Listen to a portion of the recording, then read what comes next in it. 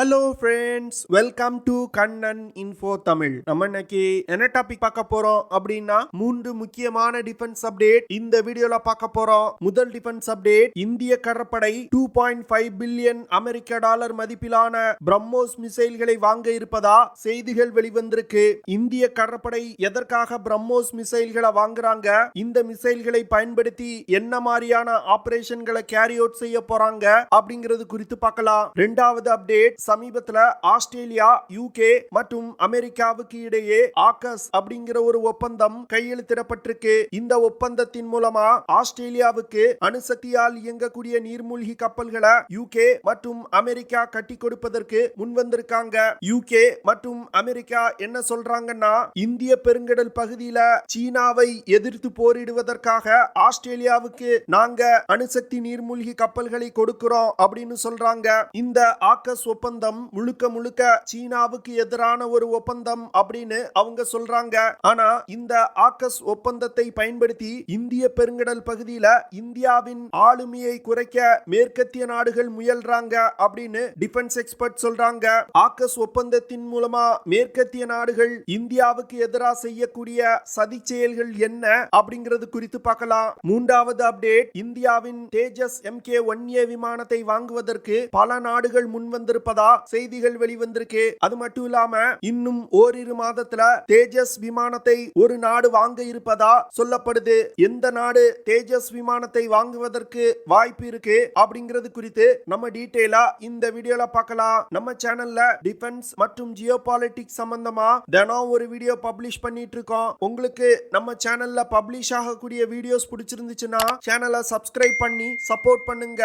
நீங்க பண்ற ஒவ்வொரு சப்ஸ்கிரிப்ஷனும் எனக்கு அடுத்தடுத்த வீடியோஸ் போடுறதுக்கு ஒரு மோட்டிவேஷனா இருக்கும். சமீப காலமா இந்திய முப்படைகள் அதிக அளவுல உள்நாட்டு ஆயுதங்களுக்கு முக்கியத்துவம் கொடுத்து வர்றாங்க. பெருமளவுல இந்திய நிறுவனங்களிடமிருந்து ஆயுதங்களை வாங்கி வந்துகிட்டு இருக்காங்க.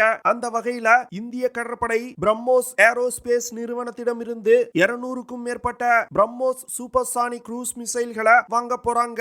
200க்கும் மேற்பட்ட பிரம்மோஸ் மிசைல்களை தன்னுடைய பிரதான போர்க்கப்பல்கள்ல பயன்படுத்த போறாங்க. ஒரு சில நாட்களுக்கு முன்பு இந்திய கடற்படை பிரம்மோஸ் மிசைலோட சோதனையை வெற்றிகரமா நடத்தினாங்க.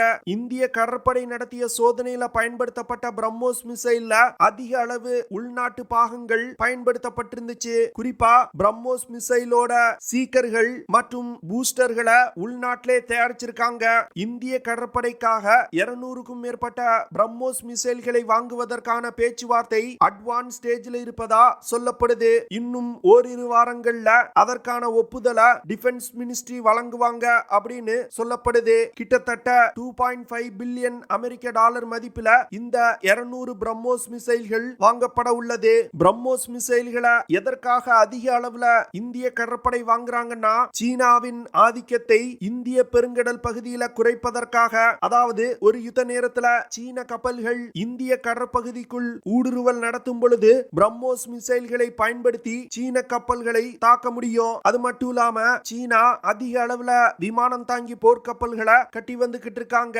ஒரு யுத்த நேரத்துல விமானம் தாங்கி போர்க்கப்பல்கள் அடங்கிய பேட்டில் குரூப்பை இந்திய பெருங்கடல் பகுதியில சீனா நகர்த்தினாங்கன்னா, இந்தியா பிரம்மோஸ் மிசைல்களை பயன்படுத்தி சீன ஏர்கிராப்ட் கேரியர்களை தாக்கி அழிப்பாங்க. அது மட்டும் இல்லாம தற்போது வாங்கப்படும் பிரம்மோஸ் மிசைல்கள் பெரும்பாலும் ஆன்டி ஷிப் ஆபரேஷன்களுக்கு தான் இந்தியா பயன்படுத்துவாங்க. பிரம்மோஸ் மிசைல்னால 200 முதல் 300 கிலோகிராம் எடை கொண்ட வெடிபொருட்களை சுமந்து சென்று தாக்குதல் நடத்த முடியும். பிரம்மோஸ் மிசைல் 2 ஸ்டேஜ் கொண்டது. முதல் ஸ்டேஜ்ல சாலிட் ராக்கெட் பூஸ்டர் பயன்படுத்தப்படும். மிசைலோட இறுதி கட்டத்துல லிக்விட் ராக்கெட் ராம்ஜெட் இன்ஜின் பயன்படுத்தப்படுது. பிரம்மோஸ் மிசைல்கள்ல இந்தியா பல விதமான அப்கிரேடுகளை கொண்டு வந்திருக்காங்க. அதனால பிரம்மோஸ் மிசைலோட ரேஞ்ச இந்தியா பெருமளவுல அதிகரிச்சிருக்காங்க. குறிப்பா சொல்லணும் அப்படின்னா, தற்போது இந்தியா டெவலப் செஞ்சிருக்க பிரம்மோஸ் மிசைல்கள்னால அதிகபட்சமா 500 கிலோமீட்டருக்கும் அதிகமான தூரத்துல உள்ள இலக்குகளை தாக்க முடியும். இந்த மிசைல்கள்னால மாக் 3.5 அப்படிங்கிற வேகத்துல பறந்து சென்று இலக்கை தாக்க முடியும். அதாவது ஒலியின் வேகத்தை விட 3.5 மடங்கு வேகமா சென்று இலக்கை தாக்கும். ஆன்டி ஷிப் ஆபரேஷன்கள்ல பயன்படுத்தப்படும் பிரம்மோஸ் மிசைல்கள் சி ஸ்கிம்மிங் செய்யக்கூடியது. சி ஸ்கிம்மிங் அப்படின்னா போர்க்கப்பல்கள்ல ரடார்கள் மற்றும் சென்சார்கள் அதிக அளவுல இருக்கும். அந்த ரடார்கள் இருந்து தப்பிப்பதற்காக மிகவும் குறைவான உயரத்துல பிரம்மோஸ் மிசைல்கள் பறக்கும். அந்த டெக்னிக்கை தான் சீ ஸ்கிம்மிங் அப்படின்னு சொல்லுவாங்க.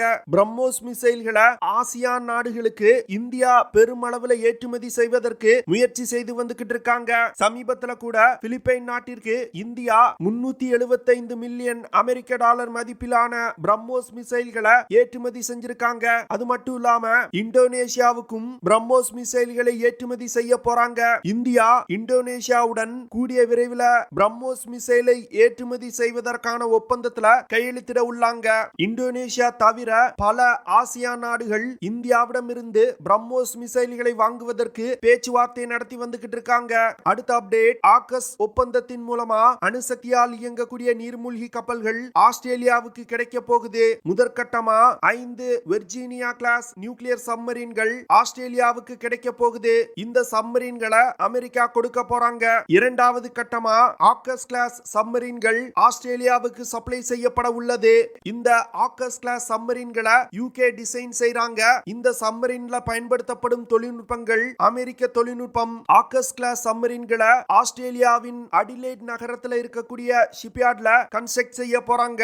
ஆகஸ் ஒப்பந்தத்தின் மூலமா அமெரிக்கா மற்றும் யூகே ஆஸ்திரேலியாவுக்கு அணுசக்தி நீர்மூழ்கி கப்பல்களை மட்டும் விற்பனை செய்ய போறதில்ல. அணுசக்தி நீர்மூழ்கி கப்பல்ல பயன்படுத்தப்படும் நியூக்ளியர் டெக்னாலஜி, அணுசக்தி நீர்மூழ்கி கப்பல்கள்ல பயன்படுத்தப்படும் நியூக்ளியர் ரியாக்டர்களை உருவாக்கக்கூடிய தொழில்நுட்பம் போன்ற பல விஷயங்களை ஆஸ்திரேலியாவுக்கு கொடுக்க போறாங்க. அமெரிக்கா மற்றும் யூகே என்ன சொல்றாங்கன்னா, சீனாவின் ஆதிக்கத்திலிருந்து ஆஸ்திரேலியாவை விடுபட வைப்பதற்காக தான் நாங்க இந்த உதவிகளை செய்றோம் அப்படின்னு சொல்றாங்க. ஆனா கொஞ்சம் யோசிச்சு பார்த்தா சீனாவுடன் ஒரு நேரடி யுத்தத்துல ஆஸ்திரேலியா இறங்க மாட்டாங்க. அதற்கான சூழ்நிலையும் தற்போது நிலவல. சீனாவுடன் நேரடி யுத்தத்துல ஒரு நாடு இறங்குவதற்கு அதிக வாய்ப்பு உள்ள நாடு இந்தியா தான். ஆனா இந்தியாவிற்கு உதவி செய்யாமல் ஆஸ்திரேலியாவுக்கு தங்களுடைய அணுசக்தி நீர்மூழ்கி கப்பல்களை கொடுக்கறாங்க. இதுதான் மேற்கத்திய நாடுகளின் நரித்தனம். அதாவது சீனாவின் ஆதிக்கத்தை இந்திய பெருங்கடல் பகுதியில குறைப்பதற்காக தான் நாங்க அணுசக்தி நீர்மூழ்கி கப்பல்களை கொடுக்கிறோம் அப்படின்னு சொல்லிட்டு ஆஸ்திரேலியாவை இந்திய பெருங்கடல் பகுதியில இந்தியாவுக்கு நிகரான ஒரு நேவல் பவரா வளர்த்து விடுறாங்க. அதனால வரும் காலத்துல இந்தியாவுக்கு எதிராக அமெரிக்கா, ஆஸ்திரேலியா மற்றும் யூகே நாடுகள் இணைந்து செயல்படுவதற்கு அதிக வாய்ப்பு இருக்கு. இந்தியா, அமெரிக்கா, யூகே மற்றும் ஆஸ்திரேலியாவுக்கு இடையிலான இந்த ஆகஸ் ஒப்பந்தம் குறித்து தற்போது வரைக்கும் வெளிப்படையா எதையும் பேசல. ஆனா இந்தியாவுக்கு நன்றாகவே தெரியும் இந்த ஆகஸ் ஒப்பந்தம் இந்தியாவுக்கு எதிராக செய்யப்பட்ட ஒப்பந்தம் அப்படின்னு. இந்தியா 2019 வருடம் ரஷ்யாவிடம் இருந்து அகுல்யா 1 கிளாஸ் சப்மரீன்களை லீஸ்ல எடுப்பதற்காக $3 பில்லியன் மதிப்பிலான ஒப்பந்தத்துல கையெழுத்திட்டு இருக்காங்க. ரஷ்யாவின் அகுல்யா 1 கிளாஸ் சப்மரீன்களை சக்ரா 3 அப்படின்னு பெயர் மாற்றம் செஞ்சு இந்திய கடற்படையில இணைக்க போறாங்க. இந்த அணுசக்தி நீர்மூழ்கி கப்பல் 2025 வருடம் இந்திய கடற்படையில் இணைக்கப்பட உள்ளது. இது தவிர கூடுதலா இன்னும் 2 அணுசக்தி நீர்மூழ்கி கப்பல்களை ரஷ்யாவிடம் இருந்து லீஸ்ல எடுப்பதற்காக இந்தியா பேச்சுவார்த்தை நடத்தி வந்துகிட்டு இருக்காங்க. இதன் மூலமா INS விக்ராந்த் மற்றும் INS விக்ரமாதித்யா விமானம் தாங்கி போர்க்கப்பல்களோடு இணைத்து ரஷ்யாவிடம் இருந்து லீஸ்ல எடுக்கக்கூடிய நீர்மூழ்கி கப்பல்களை இந்தியா பயன்படுத்த போறாங்க. ஆனா தற்போது நடந்து வரும் உக்ரைன் ரஷ்யா போர் காரணமா ரஷ்யா மீது பல பொருளாதார தடைகள் போடப்பட்டிருக்கு. அதனால இந்தியா ரஷ்யாவிடம் இருந்து அணுசக்தி நீர்மூழ்கி கப்பல்களை வாங்கக்கூடாது அப்படின்னு அமெரிக்கா மற்றும் மேற்கத்திய நாடுகள் பிரச்சனை செய்வதற்கு திட்டமிட்டிருக்காங்க. இதன் காரணமா இந்தியா தன்னுடைய உள்நாட்டு அணுசக்தி நீர்மூழ்கி கப்பல்களை டெவலப் செய்யும் ப்ராஜெக்டுகளை வேகப்படுத்த ஆரம்பிச்சிருக்காங்க. அதனால ஆஸ்திரேலிய கடற்படையில் அதிக அணுசக்தி நீர்மூழ்கி கப்பல்கள் இணைக்கப்படுவதற்குள் இந்தியா தன்னுடைய கடற்படையில அதிகமான அணுசக்தி நீர்மூழ்கி கப்பல்களை இணைச்சிருப்பாங்க. அதனால யூகே மற்றும் அமெரிக்கா என்னதான் ஆஸ்திரேலியாவுக்கு உதவி செஞ்சாலும் இந்திய கடற்படையின் ஆளுமையை இந்திய பெருங்கடல் பகுதியில குறைக்க முடியாது. மூன்றாவது அப்டேட், சமீபத்துல HAL சேர்மன் அனந்த கிருஷ்ணன் ஒரு பேட்டி கொடுத்திருந்தாரு. அந்த பேட்டியில இந்தியாவின் தேஜஸ் MK-1A விமானங்களை வாங்குவதற்கு 7க்கும் மேற்பட்ட நாடுகள் விருப்பம் தெரிவிச்சிருக்கிறதா அவர் சொல்லியிருக்காரு. குறிப்பா அர்ஜென்டினா, ஈஜிப்ட் போன்ற நாடுகளுடனான பேச்சுவார்த்தை ஒரு முன்னேறிய நிலையில இருக்கு அப்படின்னு சொல்லியிருக்காரு. அது மட்டும் இல்லாம இன்னும் கூடிய விரைவில் தேஜஸ் விமானத்தை ஏற்றுமதி செய்வதற்கான ஒரு சிறிய ஆர்டர் கிடைக்க இருப்பதா அவர் சொல்லியிருக்காரு. அர்ஜென்டினா இந்தியாவிடமிருந்து 15 தேஜஸ் MK-1A விமானங்களை வாங்குவதற்கு பேச்சுவார்த்தை நடத்தி வந்துகிட்டு இருக்காங்க. அர்ஜென்டினா விமானப்படையை சேர்ந்த பைலட்டுகள் தேஜஸ் விமானத்தை சோதனை செஞ்சிருக்காங்க.